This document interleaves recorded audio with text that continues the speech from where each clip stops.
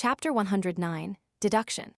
The sound of running footsteps entered Klein's ears, calming him down as he stood at the entrance of the guard room. Leonard arrived first, holding a revolver. He asked in a solemn voice, "What happened?" Watching Leonard struggle to stop, Klein suddenly thought of something that Rosen had mentioned in the past. 3 years ago, Leonard, who had just become a sleepless, tried to run down the flight of stairs despite not having adapted to the potion's power, causing him to fall and roll down. With a cough, Klein pointed at Channy's gate and said, "There was a knocking noise from the inside, which then became a loud slamming noise. Then the door was pushed open a little." Channy's gate was pushed open, the short Kenley asked in shock. Yes, a slit was opened. Klein continued his description. He saw that Leonard, Kenley, and Rial had stopped approaching the guard room, instead forming an arc formation a few steps away, loosely surrounding Klein. He paused for a moment before asking, "Are you suspicious of me?" "No, it isn't suspicion. This is protocol." Kenley shook his head. In this tense atmosphere, Leonard maintained his flippant attitude, laughing as he added, "There have been incidents like this in other churches." The Beyonder guarding Channy's gate lost control and pulled the bell before killing 2 teammates who came to help. All right. Klein no longer felt angry and aggrieved at being ostracized.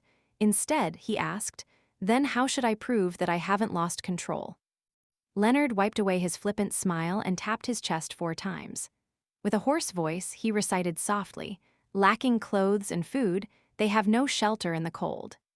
They are drenched by rains and huddle around the rocks for lack of shelter. They are orphans snatched from the breast, hope lost on them. They are the poor that have been forced off the proper path. The Evernight did not forsake them, but bestowed them with love." The holy yet pitiful prayer reverberated around the basement, making the bodies, hearts, and souls of everyone present feel purified and tranquil. Seeing Klein not display any abnormal reactions, Leonard stopped his recital and smiled. "There's no problem, you are still our trusted partner." Madame Rial, who had been quiet all this time, looked at Channy's gate and asked, "What did you see when the gate was pushed open?" "I saw a misfortune cloth puppet, the one wearing the black classic regal gown, 3625, Klein replied, still a little fearful. But 3 seconds later, a formless power pulled it back and Channy's gate was closed once again. What's going on? Leonard, Kenley, and Rial exchanged looks. We are in the same boat as you. We don't know the true cause.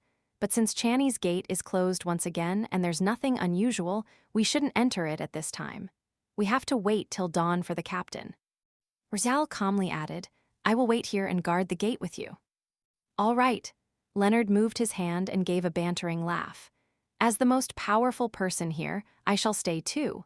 Kenley, return to the 2nd floor just in case the police department has an emergency case and cannot open the door." Kenley didn't say much, he just nodded immediately and left. Leonard glanced at Klein and Rial. "Perhaps we can continue our card game. It's best to have some sort of entertainment in circumstances like this, to relax." "No problem." Klein adjusted his revolver and put it back into his underarm holster. Rial didn't voice an opinion, but instead stroked her smooth, black hair as she entered the guard room. While playing Fighting the Landlord, no, Fighting Evil, Klein said casually, "Misfortune cloth puppet, I mean 3625, according to its description, doesn't have any living traits." "Haha, 3 aces." Leonard showed his hand and replied with the same casual tone, "In the past 40 years, 3625 hasn't displayed any lifelike characteristics. We can first assume that the information is correct and make our assumptions based on that." "Pass, you already have an idea," Rial asked simply.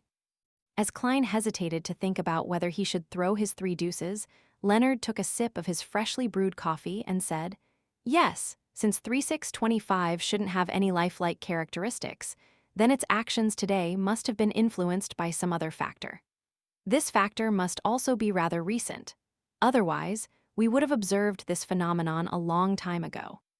Has there been anything different about Channy's gate over the last month?"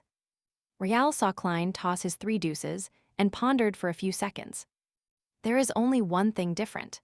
The Antigonus family's notebook and the sealed artifact 2049 was stored behind Channy's gate for a night."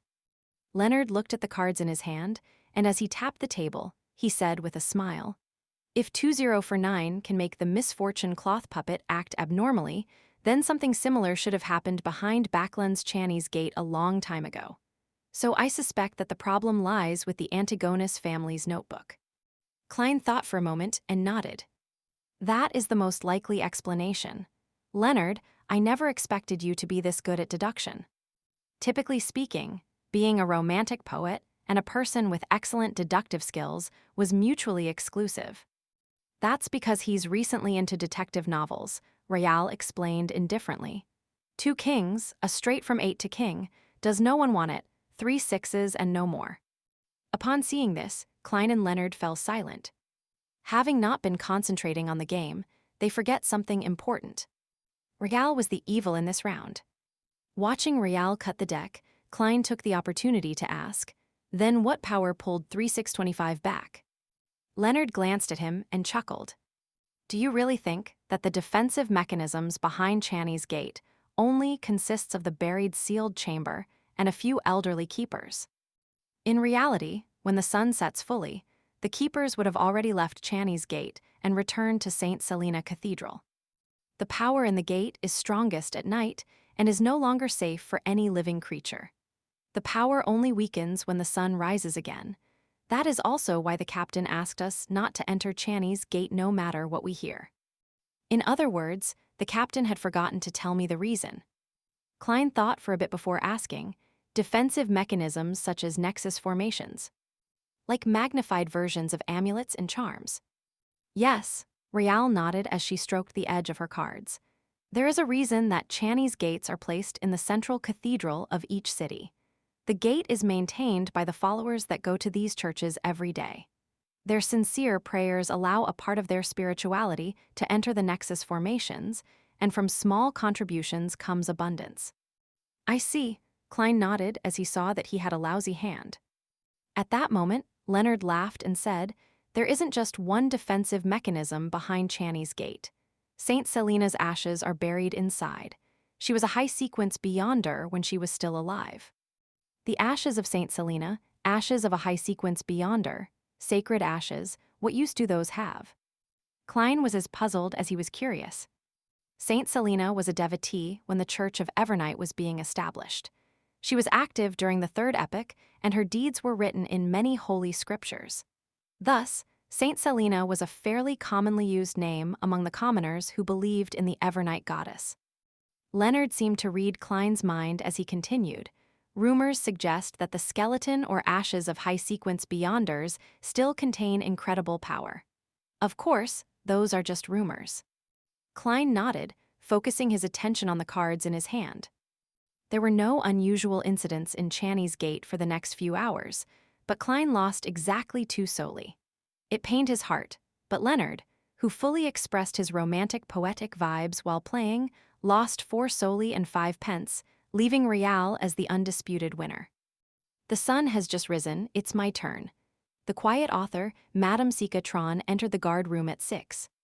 Klein wrote the incident he encountered the previous night into the record book and returned to the Blackthorn Security Company with Leonard and Royale. He felt unusually exhausted, but the midnight poet and sleepless beside him remained energetic. This is the difference between the different sequences. Klein was just about to make his way past the partition and catch up on some sleep at home when he suddenly saw the captain enter. "Good morning, Captain." He couldn't help but yawn when he greeted him. Dunn, who was in a black trench coat, took off his hat and looked at him with his gray eyes. "Good morning. You should head back home for some rest. Did anything happen last night?" Klein immediately gave a succinct summary of the incident regarding the misfortune cloth puppet and Leonard's deduction. "Okay," Dunn didn't give his opinion. He concentrated on making his way to his office. "I will send a telegraph to the Holy Cathedral." Klein didn't stay any longer. He slowly walked out of 36 Zoudeland Street and breathed in the cool morning air. He felt a little more energized, suddenly remembering something he had forgotten all this time. "I forgot to tell the captain, and the rest about the piece of paper in the misfortune cloth puppet's hands. How could I have forgotten? It was as if some power was influencing me, stopping me from telling this to the other Nighthawks. It has been some time since the Antigonus family's notebook was present at Channy's gate. The misfortune cloth puppet 3625 should have been affected long ago. Why did it only show abnormal behavior last night? Was it because it was the first time I was on shift at Channy's gate? It used all of its power to show me the picture on the paper. What is the motive of the Antigonus family's notebook? Has it got to do with my survival despite making contact with it, and that I became a seer? Many suspicions flashed through Klein's brain, rooting him to the spot. He was unsure if he should pretend that he didn't remember anything and make his way home to sleep, or head up and report it to the captain.